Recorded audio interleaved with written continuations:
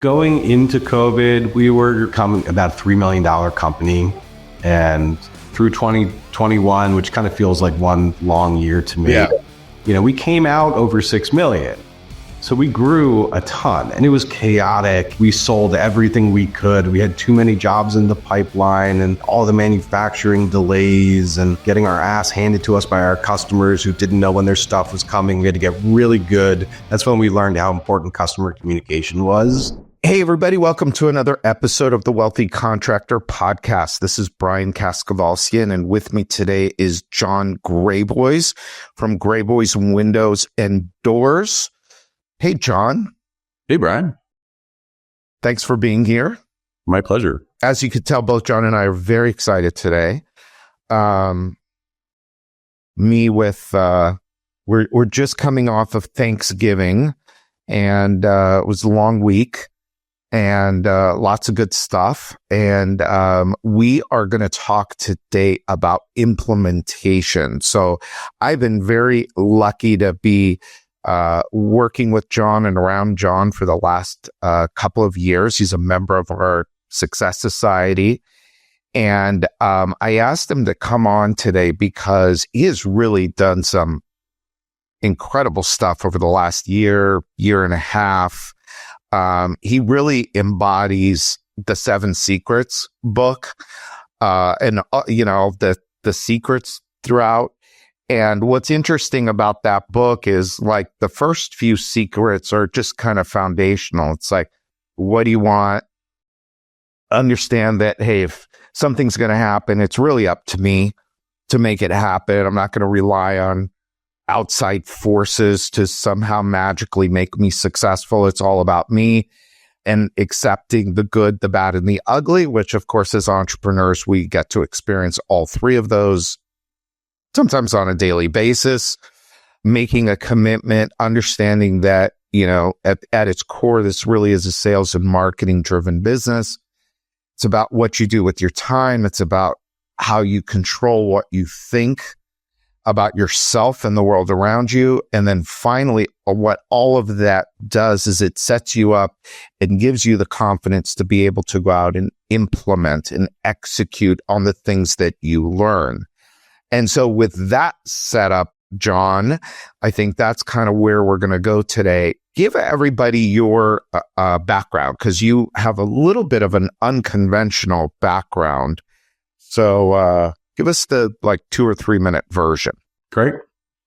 Yeah, I'm absolutely thrilled to be here on your show, Brian. I was introduced to the podcast back in 2019 when I was just getting started in the company, and I was driving all over the Philadelphia area, doing in-home sales and listening to the episodes. And, I can recall thinking to myself at one point, how cool would it be if someday I'm telling my story on the Wealthy Contractor podcast? And I'm far from a finished product, but there's a lot more ahead, but this is amazing. So thank you.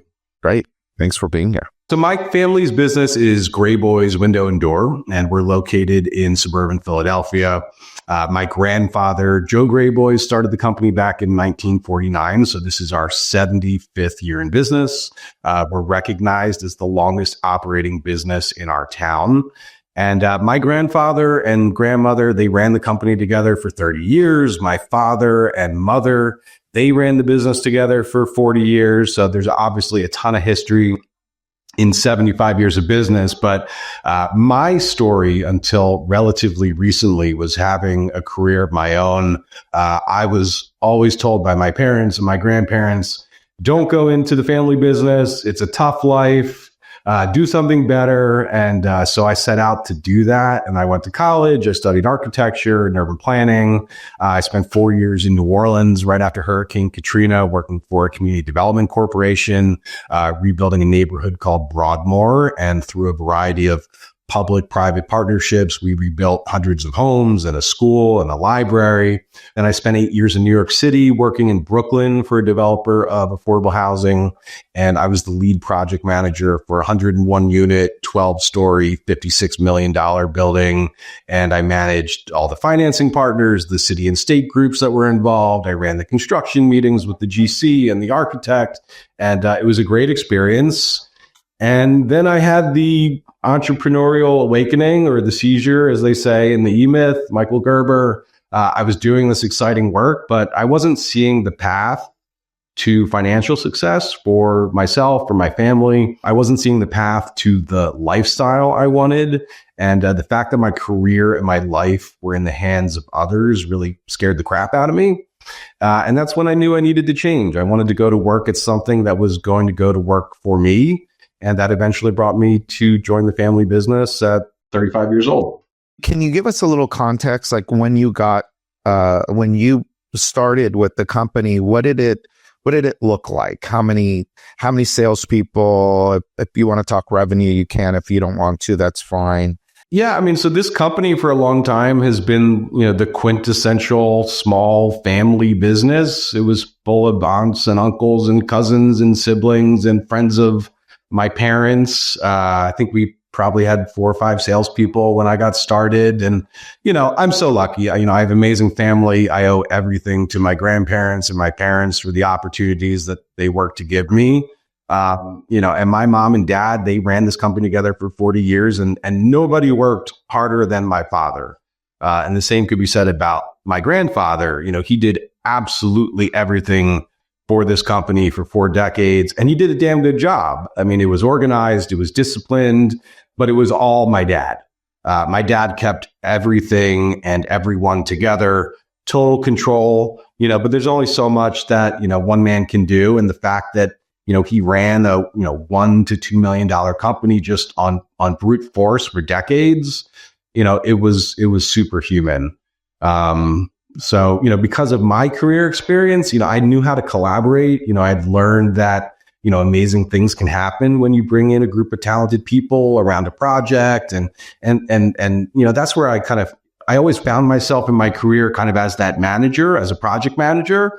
And so, I went to work surrounding myself with, really smart people working together, that we can make incredible things happen with long-term commitments to worthy goals like we did in New Orleans and in New York. And that's really what I went to work doing first. It was about the people.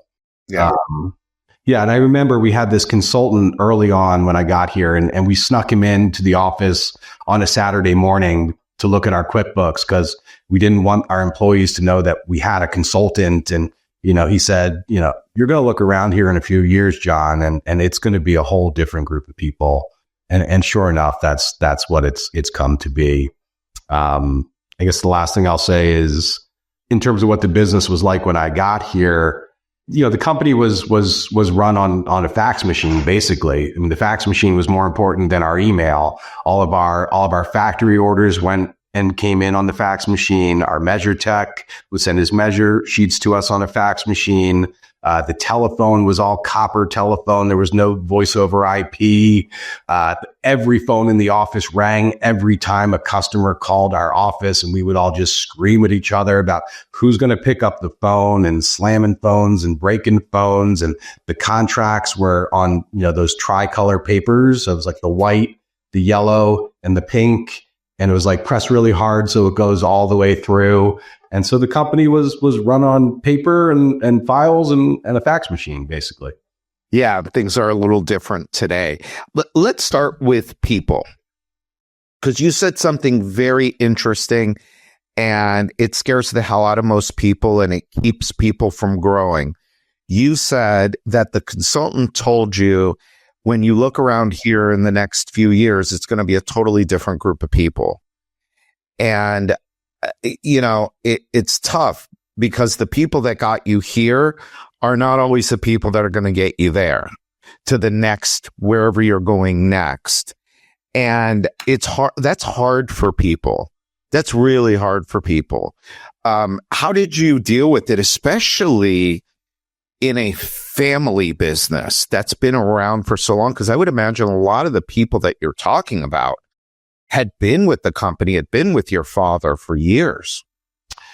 Yeah, and we were stuck for a long time. I mean, when I wanted to move on from someone, it was like I had to go get permission from dad before we could move on from a sales rep who clearly wasn't pulling their weight and didn't need to be here. The sales manager that had been working for us had literally been the sales manager here for 30 years. He was a selling sales manager. He went out, he took all the best appointments for himself, sold all our stuff for, pennies on the dollar for what it should have been.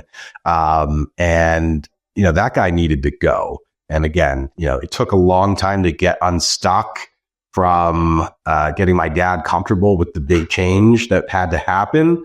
But it's what has to happen.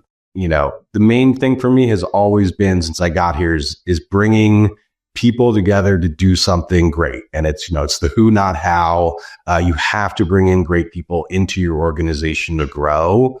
And it's what you really have to stay committed to when you're running the company as an owner. And it's the hardest thing, because when you're fully staffed and the business is working, it feels like a dream. But, as you grow and you have to make these hard decisions and you pull somebody out and all the cascading effects, the chain reaction that's going to happen, when you move on from someone and how tough that is. But it's like, once you set that goal for yourself about where you're going, and it's a giant goal and it's out there on the horizon and you're committed to getting there, and you should be committed in a short time, 3 years, 5 years, not 15, 20 years. But when you're looking at your business through that telescope, you just can't waste time with the people that aren't going to get you to where you're going. And that's how I've made a lot of decisions over the last year or 2 years.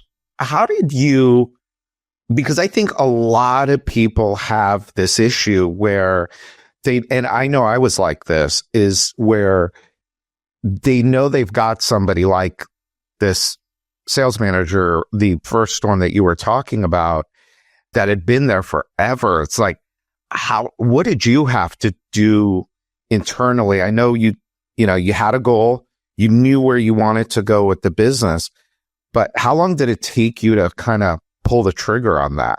And how did you deal with the internal conflict?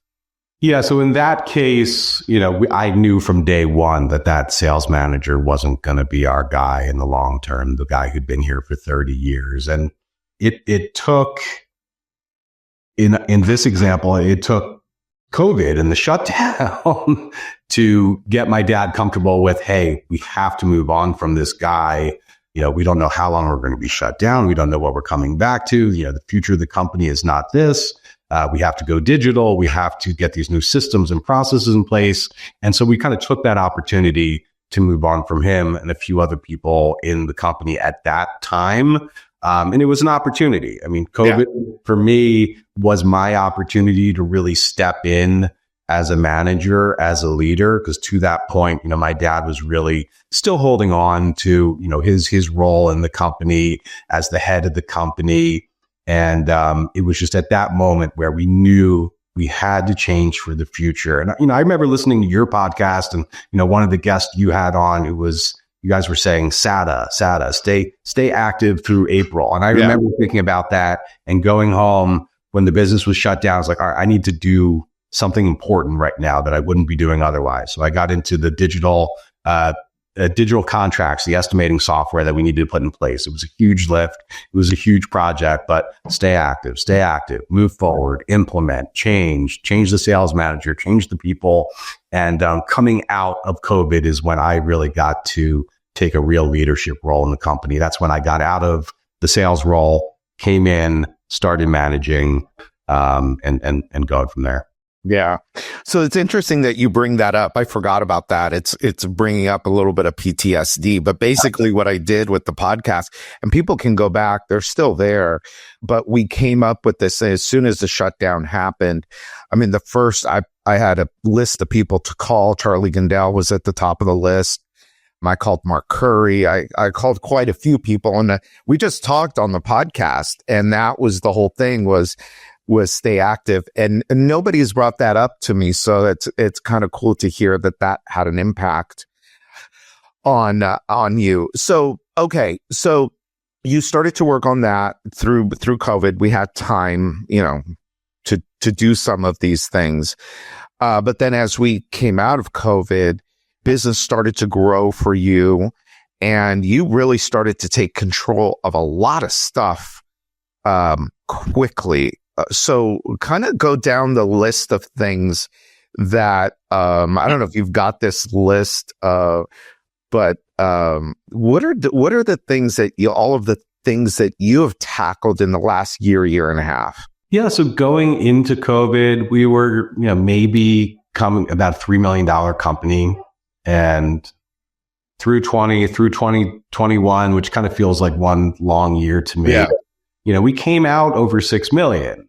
So we grew a ton, and it was chaotic, and we sold everything we could. We had too many jobs in the pipeline, and all the manufacturing delays, and, getting our ass handed to us by our customers who didn't know when their stuff was coming. We had to get really good. That's when we learned how important customer communication was.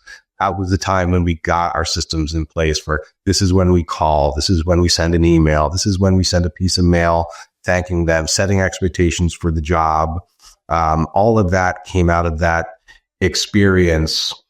And I really wanted to hold the line on that growth. That was the big thing. It's like, let's take this opportunity to be the company that we just became over the last year and a half. And that was tough, but it required the investment. It required the investment in new systems, like eventually a new CRM, leaving the one that we had been on for 10 years, and putting a new CRM in place, having estimating software, and getting all of our reps on tablets in the home connected to the CRM.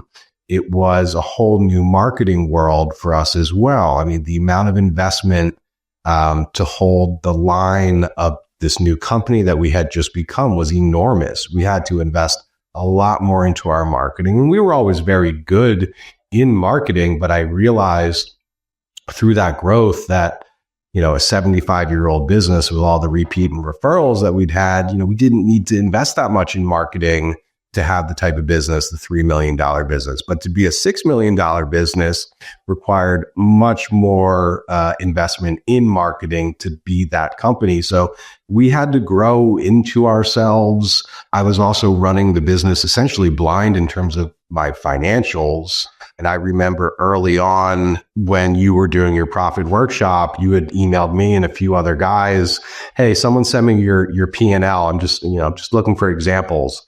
And I sent you mine. You're like, this is going to be what I use to show the group as what a terrible P&L looks like. Oh, I remember that. Yeah, I remember that. And here's how not to do it.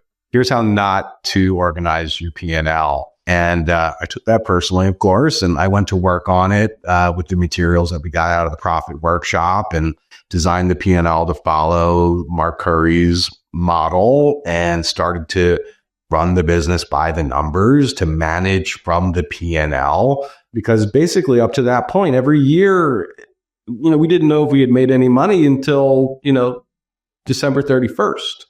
And just cutting up whatever was left at the end. I mean, I had no idea. And in today's business, every month the financials get reconciled, all the invoicing, job completions happen in the correct month. I know what type of month I had, 10 days after the end of the month. And it's a terrific management tool that I, couldn't imagine running the business without today. Yeah.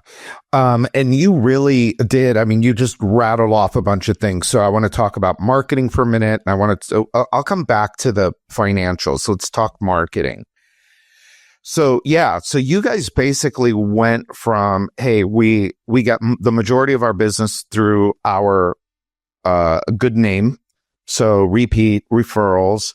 But you knew that wasn't enough. And so what are some of the things that you went and implemented as it relates to marketing?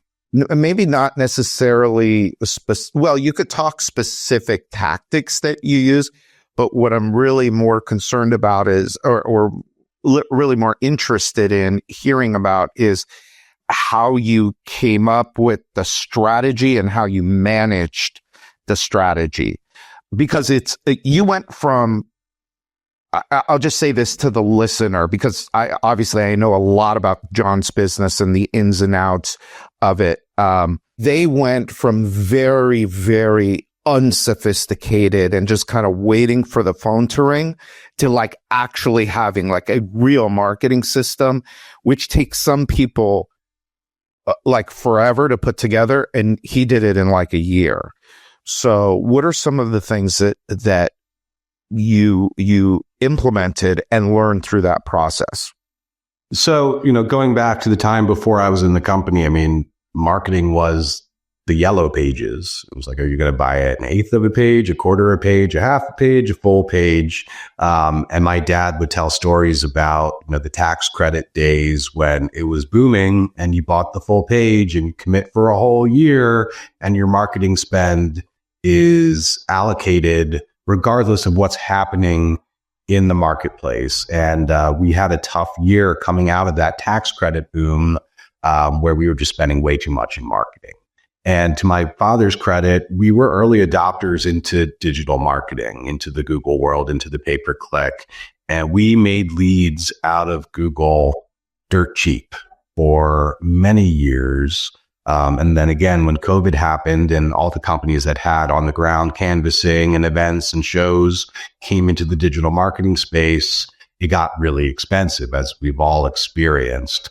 So the first thing in the new company's marketing program was to get really dialed in on the digital marketing in terms of getting exact daily reports by campaign.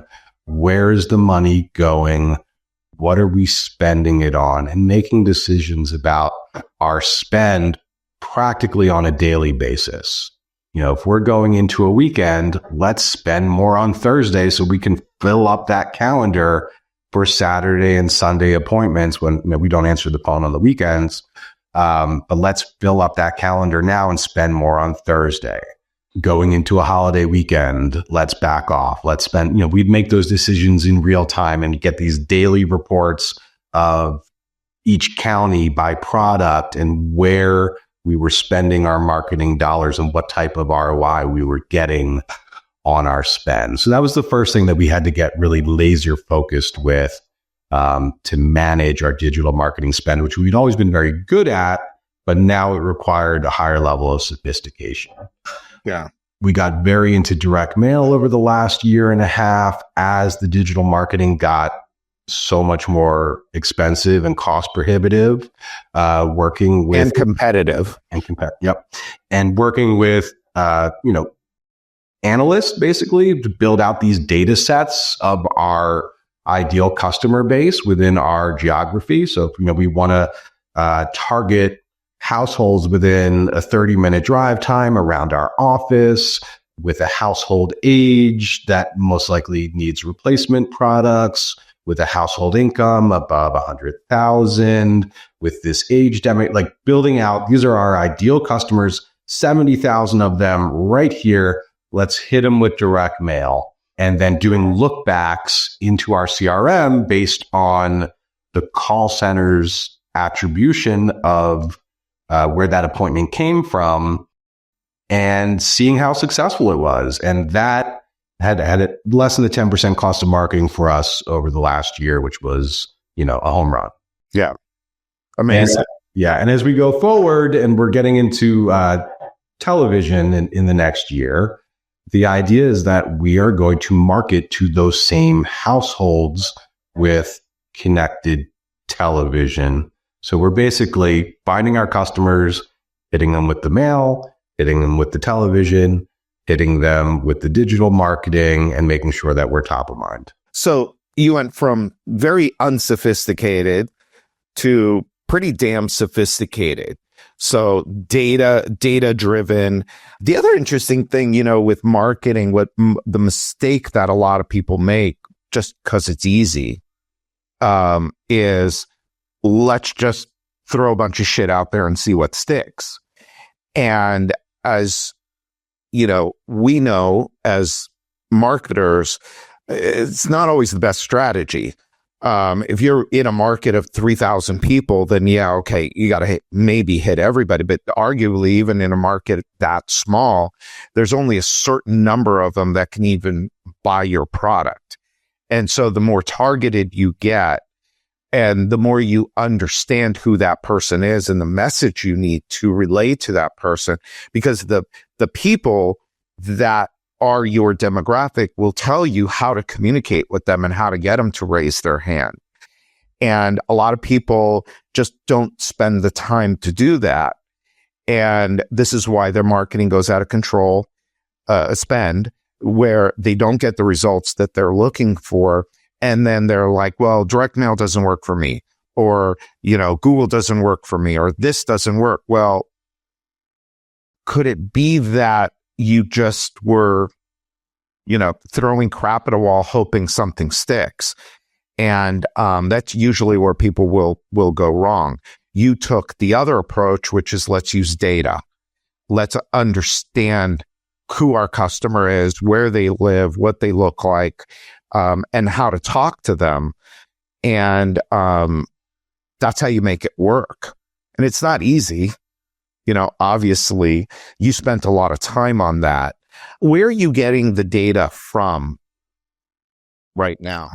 Yeah, so the data analyst, who's, again, somebody much smarter than me with a skill set much different than a skill set that I possess, he pulls together lots of different lists from lots of different public sources and things that he has access to, and puts together basically a list of all of our ideal customers. And it's been working, so it's been working well. Where are you getting the results data from? How certain things performed? In the direct mail, it's from the look back in our CRM. So when you're mailing to a list of addresses, you obviously know every address that you sent a piece of mail to. So when your call center is taking these calls and getting web forms that are coming in, and we're getting addresses, we know everywhere we set an appointment, and obviously we know every appointment that resulted into a sale. So I'm always looking at how many appointments did we get from the mailing? How many sales did we get? And, quite frankly, there was a period of time when my sales team was underperforming for various reasons, but I could see that the appointments were there. I could see that the marketing was working, and it told me I had, at that time, a bit of an issue with my sales team. And so we went to work on that. Yeah. So one thing impacts the next thing, and you went from thing to thing as you got that data, as you got the results back.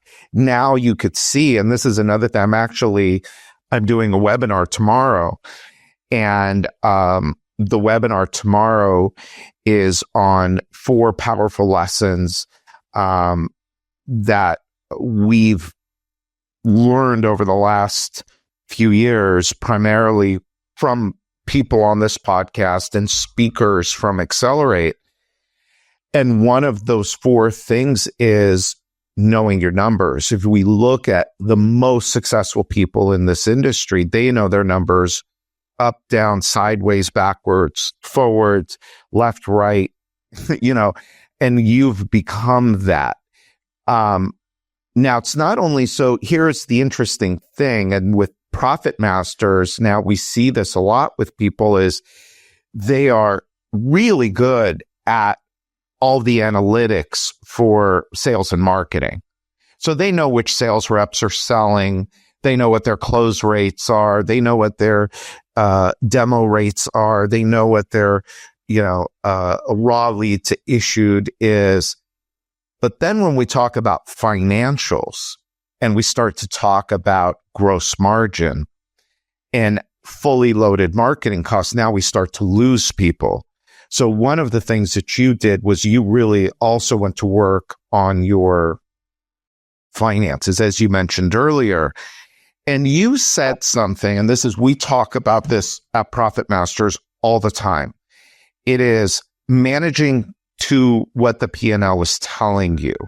When you organize it properly and you have a plan like you do, you can look at every single month, you get your report and you go and you look at, okay, here was my plan and here is the actual. And when you look at that and you see the differences between the two, this tells you kind of where to go next and what to do next. So talk a little bit about that. What does that look like? So you organize the P&L, you get a report every month. Tell us a little bit more about that, because this is critical, because and I'm sorry, I know I keep going because, but you don't have to mention what the profit was when you took over. You did say you guys didn't really know, and I know you weren't making very much money. I mean, everybody was kind of making a living, but now you're making like real money and profits. How many times up has it gone in the last 3 years?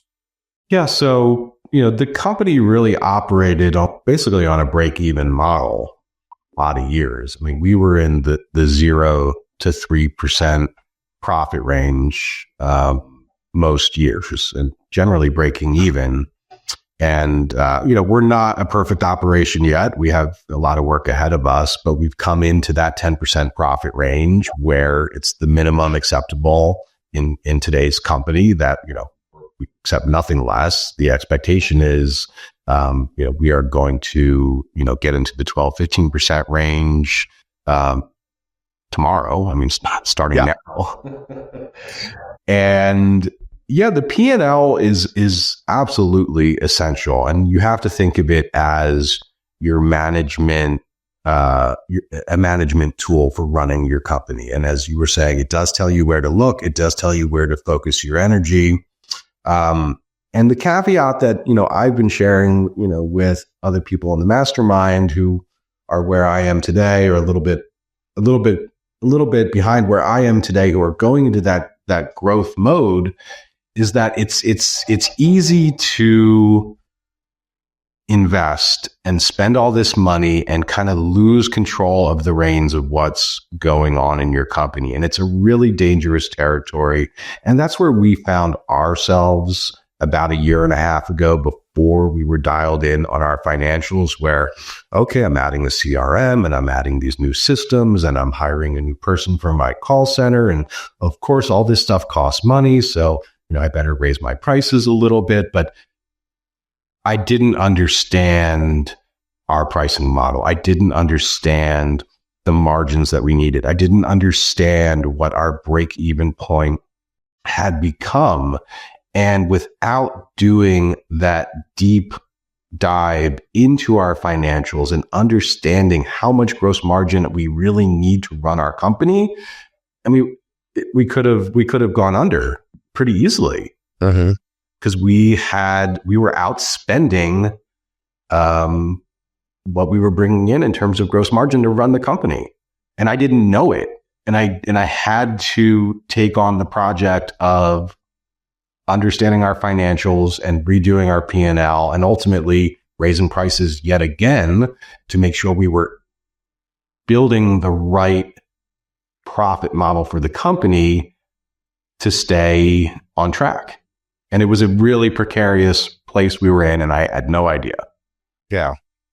Well, look, what you did going from, break even essentially to 10 and now next 12, 15 is extraordinary, because it's, a lot of people, that's the last place they'll go. They'll just say, well, let's just keep selling more. And with you, to your credit, you understood, hey, just selling more is not the answer here. I got to understand what the hell this document is telling me. I mean, arguably, that is, as entrepreneurs, that is our most important scorecard. I mean, we talk about scorecards and accountability. We'll hold our salespeople accountable, but do we hold for their sales and for their close rate, for their NSLI? But then will we hold ourselves accountable to our P&L, to what that's telling us? And if it's telling you anything less than 10%, one, I hate to say it, but you're doing it wrong. One, but even worse, all of that work that you're doing, all of that, the stress of the company before when you said the phone would ring, but everybody's phone would ring, and the chaos that would create. And it's like, for all of the work that we do, don't you deserve to earn a profit on that? And so many people have a hard time with that. It's like, yes, of course you deserve to make a profit. You're doing right by your customer. That is your reward. And so you very smartly understood the relationship with pricing and gross margin and the impact gross margin has on your profitability. And so wow, you did. So again, everybody that's listening, let me just go through some of what we've talked about here. So we started with people, upgrading people. And you guys are doing EOS, right? Yeah. How long have you been doing EOS? So we've been doing EOS since about 2020. How about seriously? How long have you been doing it seriously? We've been doing it seriously since Okay. then. It does take some time to ramp up and really get everything dialed in with your scorecards and your people and having the discipline to do your meetings at the cadence that you agree to and your quarterlies and your quarterly conversations. But when I came into the company, I needed some help and I went to work looking for a consultant and someone gave me great advice to go talk to an EOS implementer. And it was the greatest advice I got at that time because, we needed to go do that work for ourselves and not have someone come down and tell us what we had to do. So people, through EOS, we learn about accountability. We learn how to put a system in place that holds people accountable. But it's not about finger pointing. It's not about blaming people. It's about also collaboration. It's about sharing a vision of where the company is going and having all of the right people in the right seats.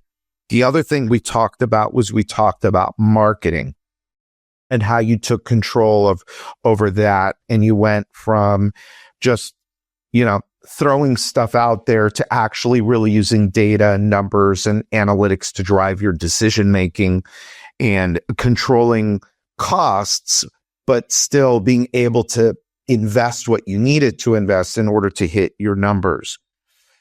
And then you talked about your financials and how you took control over your financials. Now, by the way, for all of you listening, do you notice a pattern here?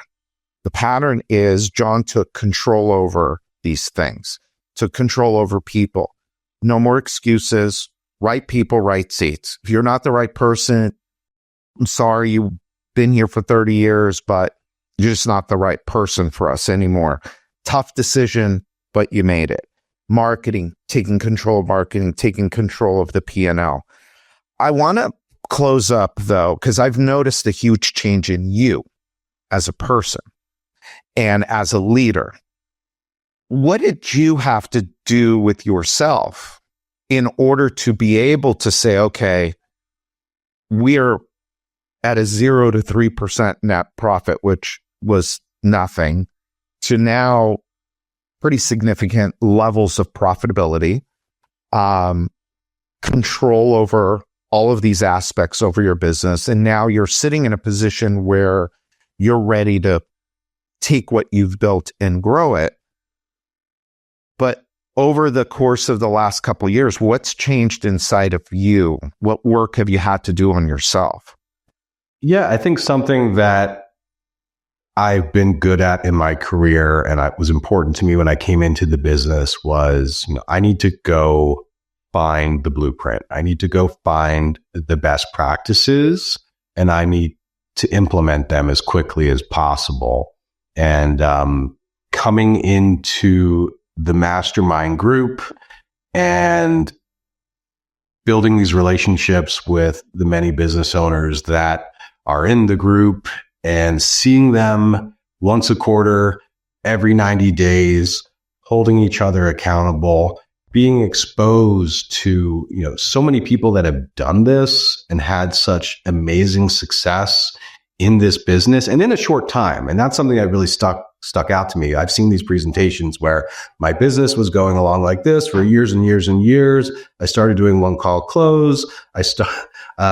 And financing and boom, hockey stick. My company went up like this. So for me, doing that once a quarter and going to the group and being a follower of these people that have done this and learning from them, and then taking that information back to my shop, to my people, where people follow me. That's been huge for me. And it's part of my quarterly rhythm now that I can't wait to do our quarterly planning. I can't wait to go meet with my mastermind group, see all the progress that everybody else has made, reflect a bit on the progress that I've made, be a follower, and then bring this information back to those that follow me. Yeah, it's interesting. We talked about at the beginning, I spoke about the 7 Secrets book and how you embody that. And, there were, I think originally when I put the book together, I think there was somewhere around 12, but I culled it down to 7. And that's, I don't know, just seemed like the right number, 7, but it was a good progression. But there is an 8th, and you just mentioned it. And that is the power of network, the power of mastermind. And as you grow and you develop in the group, in the Success Society Wealthy Contractor Mastermind group, now you are serving as an example for the people that are where you were 2 years ago. So you're learning from the people that are a few steps ahead of you. And then the people that are a few steps behind you are now learning from you. And it's really, I think people don't realize the power of that. And being in that environment of accountability and safety, where you could talk about anything. You could talk about, I just got a text message this morning, a beautiful text message from someone in our group. And they just got a big check, like a huge check. And he said in the email, I can't really share this with anybody else because he knows that by sharing it with me, I'm thrilled for him. I'm so excited for him. And part of it too with you that I've noticed is your ego has never gotten in the way of you doing what you need to do. Not once. I've never seen your ego pop up. You've always been so open and like, hey, like you said, well, I'm a work in progress. I don't remember how you said it, but that's basically what you said. I see myself the same way. I haven't gotten there yet. And the day I say I got there, that's the day nobody should listen to this podcast anymore. That's the day nobody should come to my events anymore, because that's the day I let my ego get the better of me. And I started to believe my own bullshit. And that happens with a lot of people, but it hasn't happened with you. And I won't let it. As long as you're around me, I won't. But I can't see it happening with you. I got a new question that I've been asking people lately. And because I'm always curious. So what happens? I know you have little kids at home, but what happens? What's your life like after work? Yeah, it's, like you said, what am I doing to grow? I mean, it's trying to make some time for myself to work out, to read. And of course, I'm home with the family. I got 2 little girls that I love to death, and a 2-year-old and a 6-year-old, and a wonderful wife. And so I'm in the thick of young family mode right now, and just trying to keep growing, keep taking care of myself in the time that I can carve out for myself.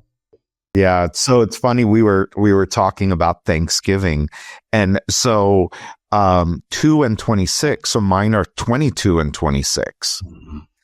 And I'll tell you, I look back on those times when they were 2 and 6, because they have the same difference in age, both girls.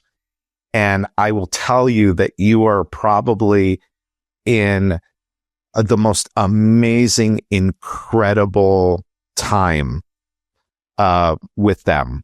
And it's funny, especially with girls, and as they mature and as they get older, it's so interesting to see the different stages that the kids go through. And we're also, developing also ourselves and going into different stages ourselves. But the next, I don't know, 15 or so years for you is going to be really, really interesting and really, really important. You were saying how, our kids, they actually like to hang out with us, which is kind of cool. Your kids will want to hang out with you too, as long as you're not, like judging them every 2 minutes. Although we give our kids shit all the time. And then they try and give us shit and we say, you're going to talk to your mother like that? So it's kind of fun. You still have some control over them. What are you reading right now? Just like general topics. Well, I came back with Charlie's recent book, so I've been reading that and Brian Gottlieb's book. So I read a lot of industry stuff, and Think and Grow Rich has been a study lately. And I spend a lot of time in the car, so I load up my Audible with lots of books, and try to stay busy in that time in the car. Yeah. Well, good. Well, Jon, this has been awesome. Great story. I'm so excited to see kind of where you take things in the next 2 to 3 years, because you have built a foundation. And I think very wisely you said, okay, here's who we are now after COVID. And instead of trying to go from 6 to 20, you said, well, wait a minute. Let's get our bearings here. Let's create a great business, profitable business here, and then let's go build. And I think that that's the smartest way to do it. I think people, they get so enamored with sales and revenue, and they just keep like going and going. But what they don't realize is that all of the issues that I had before are just going to be multiplied. The fact that I'm not making money is now just going to be, I'm not going to make money on even more sales and more work and more risk and more liability. And I think the way you did it is the right way. We're here. Let's figure out how to be profitable here. Let's figure out how to drive leads here. Let's figure out how to make sales. And then we'll use that as a foundation to now go to the next level. And what's interesting is I think what happens with a lot of people, and tell me what you think about this, is I think what happens with a lot of people is they think that, well, I don't have time for that. I got to take advantage now, and I got to grow and grow and grow. And I would say that that's untrue, that the better way to do it is to slow down, start making money where you are. Because, look, $6 million business making even 10%, that's a pretty healthy bottom line. It's a lot of cash. Now, when you take it to 15, now it's much, much better. But now you have the formula for going to 10 million, and the difference of 10 million and a 3% net and 10 million and a 15% net is game changing. Yeah, I mean, this year we're going to be close to about 7.5 million in revenue, and I feel very strongly that when we get dialed in, we're already a $9.5-10 million company. When we really perfect what we do now, we're already there. We already have the framework for that. So what we talk about in our leadership meetings now is let's nail it and then scale it. I love that. Let's nail it and then let's scale it. That may end up being the title for this episode. Look at that right at the very end. Yeah, that's not bad, right? Let's nail it and then let's scale it. I like that, Jon. Well, thank you, my friend. Appreciate you. Thank you for your time. Thank you for being here and sharing your story. To all of you listening, you hear me say this quite a bit, but this is another one of those episodes that's worth a second listen, maybe even a third. There's a lot of stuff in here in between the lines that I think would be worth a second pass through. Jon's done a lot, and there's still other stuff that he did that we didn't even get to talk about here, but I think that that's enough. That's a good people, marketing, financials, taking control of those things, implementing EOS, sticking with the meetings, leadership team. There's so much here. So thank you again, my friend. I appreciate it. And let's see, what do I have to promote here? Go to accelerateevent.com and check it out. Jon will be there. You can go to thewealthycontractor.com if you don't have a copy yet of the 7 Secrets book. I'll buy you the copy of the book. You just pay shipping and handling, and I'll be happy to send you a copy of the 7 Secrets book. And I think that's it. So thank you again, Jon, and to everybody listening. Until next time, this is Brian Kaskavalcian, and this is the Wealthy Contractor Podcast.